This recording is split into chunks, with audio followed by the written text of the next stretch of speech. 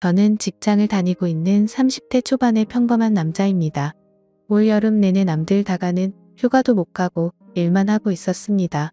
제가 다니는 회사의 성수기가 여름이기 때문에 여름엔 휴가를 쓸 수가 없어요. 여름 내내 일하고 저번 주부터 휴가를 가라고 해서 휴가철 다 지났는데 갈 곳도 없더라고요. 친구들도 이미 자기들끼리 휴가 다녀왔고 혼자라도 갈까 했는데 요즘 같은 상황에 집에 붙어 있는 게 낫겠다 싶어서 그냥 포기하고 집에 들어앉아 있었습니다.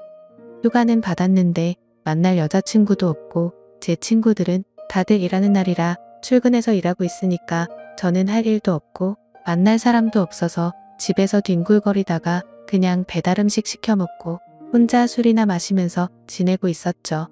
그날도 늦게까지 술 마시면서 TV 보고 영화나 보면서 있다가 잠이 들었습니다.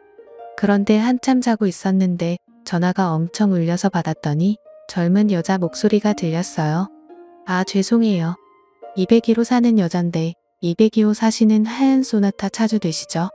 라고 묻더라고요. 그때 시간을 보니 새벽 4시였습니다. 무슨 일이냐고 물으니 주차장에서 후진하다가 조금 긁었는데 내려와서 한번 보라고 하더라고요. 영화 보면서 맥주를 하도 마셔서 솔직히 귀찮기도 하고 내려가기도 싫더라고요.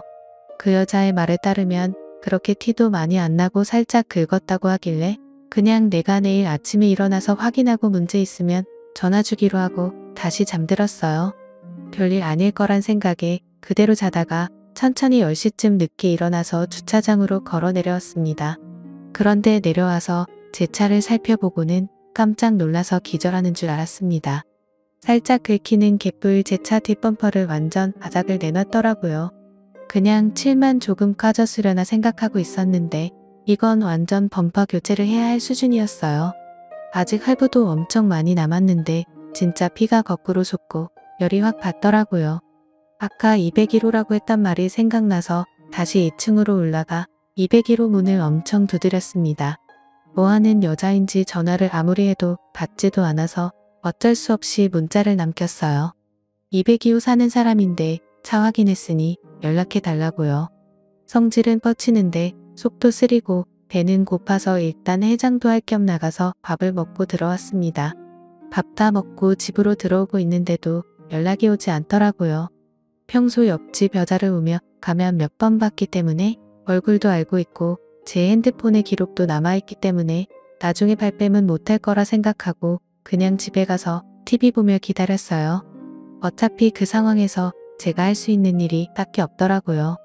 상식이 있는 사람이라면 금방 연락 오겠지 하고 핸드폰만 바라보고 있었는데 아무리 기다려도 밤늦도록 전화가 오질 않았어요. 온갖 욕이란 욕은 다 하다가 시간이 너무 늦어서 잠들어 버렸습니다. 그리고 또다시 새벽에 제 핸드폰에 전화가 울리더라고요. 시계를 보니 이번에는 새벽 3시였습니다. 전화를 받아보니 사고를 낸 옆집 여자였어요. 지금 집 앞에서 기다리고 있으니 나와 보라고 하길래 옷만 대충 걸치고 뛰어나갔습니다. 옆집 여자는 얼굴이 빨개져서 자기가 잘못한 건 알고 있는지 얌전히 손 모으고 서 있었어요. 그녀에게 아작나버린 제 차 뒷범퍼를 보여주면서 이게 뭐냐고 난리를 피웠어요. 아니 이게 그냥 살짝 박은 겁니까? 완전 다 박살이 났잖아요. 제가 말하면서 점점 더 화가 나는 스타일이라 막 따지다 보니까 원성이 점점 높아졌습니다. 그런데 이 여자도 성질이 보통은 아닌 게 처음엔 죄송하다고 하더니 제가 화를 내기 시작하자 기분이 나쁜 듯 고쳐주면 되죠. 별로 좋은 차도 아니면서 엄청 뭐라고 하시네? 라고 하는 겁니다. 남자 자존심이 있지. 저를 욕하는 건 참아도 제 차에 대해서 욕하는 건 못 참지 않습니까? 그 말에 저도 꼭지가 돌아서 서로 고함치듯 소리를 지르고 싸웠어요. 그 새벽 시간에 두 남녀가 동네 떠나갈 듯 소리를 지르고 싸웠더니 불 끄고 자고 있던 이웃 주민들이 불을 켜고 창문을 열고 조용히 좀 하라고 하더라고요. 저는 상당히 흥분한 상태라서 신경 끄고 잠들라고 소리를 질렀는데 옆집 여자가 먼저 이성을 찾고는 일단 집으로 들어가서 이야기하자고 저를 끌고 빌라 입구로 들어갔습니다. 저는 집으로 들여보내기도 싫고 아직 화가 안 풀려서 씩씩대고 있었는데 그녀가 일단 그럼 자기 집에 가서 이야기 좀 하자면서 현관문 열고 저를 끌고 들어갔어요. 저를 끌고 들어간 그녀는 진정하고 천천히 이야기하자면서 어디 좀 앉으라고 하는데 집안 꼬라지가 정말 말이 아니었습니다. 바닥에는 술병이 굴러다니고 과자 봉지에 배달 음식 먹은 것도 제대로 버리지도 않고 그대로 바닥에 나뒹굴고 있더라고요. 살면서 그런 집은 처음 봤습니다. 좀 어디에 앉으라고 하는데 어디에 앉아야 할지 모를 정도의 상황이었어요. 저는 평소에 결벽증까진 아니지만 집 청소 자주 하고 정리정돈 해둬야 마음이 편하거든요. 군대 다녀온 남자들이라면 무슨 말인지 공감하실 겁니다. 그러나 중에 이 여자가 음료수라도 먹으라면서 냉장고에서 주스를 하나 꺼내주는데 얼핏 들여다본 냉장고 상태를 보니까 먹고 싶은 생각이 싹 사라졌어요. 일단 옆에다 던져두고 그녀와 수리비에 대한 이야기를 했는데 본인 사정이 있으니 조금만 받으라고 하는 겁니다.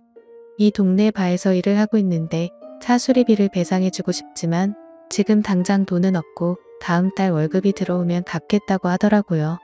자기가 올해 차 사고를 너무 많이 내서 보험 처리하기 힘들다면서 다음 달에 현금으로 배상해주겠다며 사정사정을 했어요.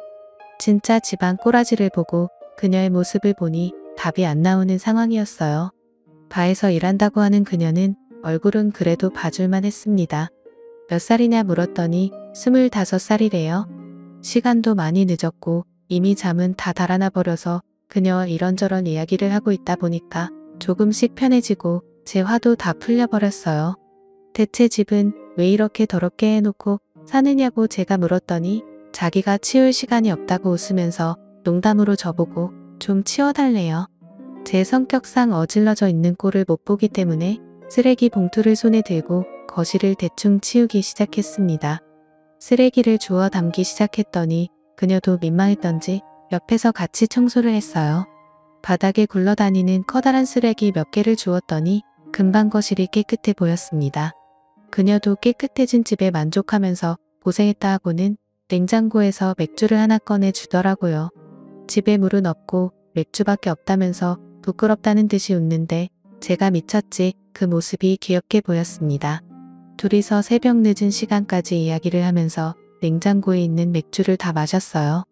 피곤하기도 해서 나는 집에 들어가서 자야겠다고 일어나려는데 그녀가 술이 모자라다면서 밖에 나가서 사올 테니 더 마시잡니다. 모처럼 이야기도 통하는 친구를 만나서 너무 기분 좋다면서 저랑 술 친구하자더군요. 그래서 우리는 편의점에 가서 소주랑 맥주를 더 사다가 한참 더 마셨어요. 그래도 제가 술을 못 마시는 편이 아닌데 그녀와 같은 템포로 술을 마시다 보니 살짝 취기가 올라왔습니다. 역시 바에서 일하는 여자라 그런지 주량이 엄청난 것 같았어요. 저는 술도 더 마시기 힘들었고 편하게 이야기나 더 하고 있었는데 갑자기 여자가 먼저 제 쪽으로 슬금슬금 다가오는 게 느껴졌어요. 이 여자가 나한테 왜 이러나 생각하는 그 순간 여자가 갑자기 제게 다가오면서 차 수리 비용이 너무 부담된다면서 한 번만 봐달라고 하는 겁니다. 오빠 나 진짜 한 번만 봐주라. 오빠 시키는 건 뭐든지 다 할게. 그녀는 제가 보험 갖고 있을 거 아니냐면서 그 보험으로 수리하고 한 번만 봐달래요. 그때 이 여자가 왜 나를 집까지 데려와서 술을 먹인 건지 눈치챌 수 있었어요. 정색하면서 무슨 말이냐고 절대 안 된다고 했더니 눈웃음 살살 치면서 온갖 애교를 부리는데 그 웃음에 마음이 사르르 녹아버렸어요. 그녀의 애교 때문에 입가에 미소가 살짝 번졌더니 그 모습을 보고는 웃었어? 돈 안 받기로 한 거다? 라는 말과 함께 제게 애교를 부렸습니다. 어떻게 해야 할까 고민했지만 여기서 물러서면 남자도 아니었어요. 결국 술 기운을 빌려서 처음 만난 묘한 여자와 사고를 쳐버리고 말았습니다. 아침에 눈을 떴을 때 간밤에 무슨 일이 일어난 건지 기억이 가물가물했어요. 제가 먼저 일어나고 얼마 지나지 않아서 그녀도 눈을 떴습니다. 오빠 소원 내가 들어줬으니까 돈 안 받을 거지? 진짜 끈질긴 여자였습니다. 그래도 약속은 지켜야 하니까 수리비는 안 받기로 하고 보험 처리했습니다. 앞으로 살다 보면 좋은 일이 많이 생길 것 같은 기분도 들었어요. 그 일을 계기로 그녀와 친해져서 지금은 서로의 집을 자주 왔다 갔다 하게 되었고 그녀와 저는 서로를 더 알게 되면서 나중에 서로 애인이 생기더라도 이런 관계를 유지하기로 했습니다. 다들 이런 신기한 경험들 꼭 하셨으면 좋겠네요. 감사합니다.